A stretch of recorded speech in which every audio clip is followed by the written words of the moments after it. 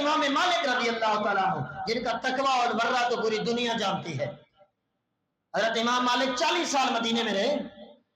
کتنا سال؟ 40 سال. آپ نے کبھی سادہ البادہ کا چھوٹا اور بڑا پیشاب کبھی بھی مدینہ کی حدود میں نہیں کیا. باہر جاتے تھے اتنا تھوڑا. اور آپ نے 40 سال مدینہ میں رہتے ہوئے کبھی جوتا نہیں پہنا تھا امام مالک نے. 40 سال.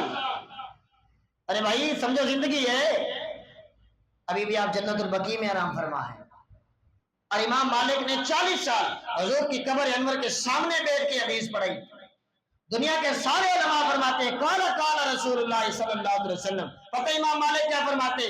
آپ فرماتے تھے قال قال هذه صاحب المزار صلی اللہ تعالی علیہ وسلم. لوگوں سنو سنو، حضور نے نہیں بلکہ اسی صاحب مزار نے یہ بات کی ہے. اور فرمایا اس وقت جو ورق ہوتے تھے، کیونکہ فارس و روم میں یہ کاغذ ایجاد ہو چکا تھا صحابہ کے دور میں، یاد رکھیے گا. قلم بھی ہو چکا تھا ایجاد. اگرچہ بزرگان دین جو ہے یہ پرندوں کے پروں سے لکھتے تھے، لیکن اس وقت قلم ایجاد ہو چکا تھا اور ورق بھی. لیکن کپڑے پر بھی لکھا جاتا تھا، اونٹ کی ہڈیوں پر بھی لکھا جاتا تھا، کھجور کی چھال پر بھی لکھا جاتا تھا. مورخین نے لکھا. تو فرمایا آپ کے پاس جو نسخہ لکھا ہوا تھا حدیث کا، فرمایا کبھی بھی 40 سال میں آپ نے اس ورق کو پلٹنے کی آواز بھی نہیں پیدا ہونے دی. آپ اس انداز سے پلٹتے تھے.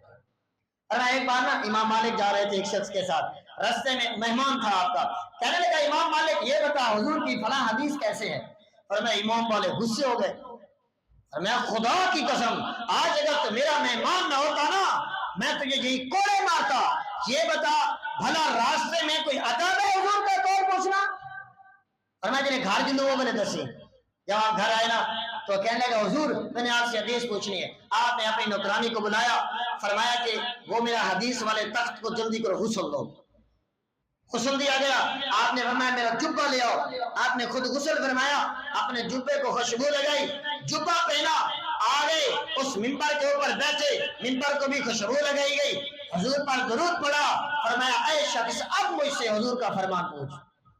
فرمایا اتنا ادب والے تھے آپ، تقوی بھرا والے. اور آپ نے ایک دعا بھی کی تھی. فرمایا اے اللہ میری فقہ کو ماننے والے ہر وہ شخص ہو جو حضور کا باادب ہے. ہمیں آج امام مالک کے سب سے کم لوگ ہیں جو مالکی ہیں.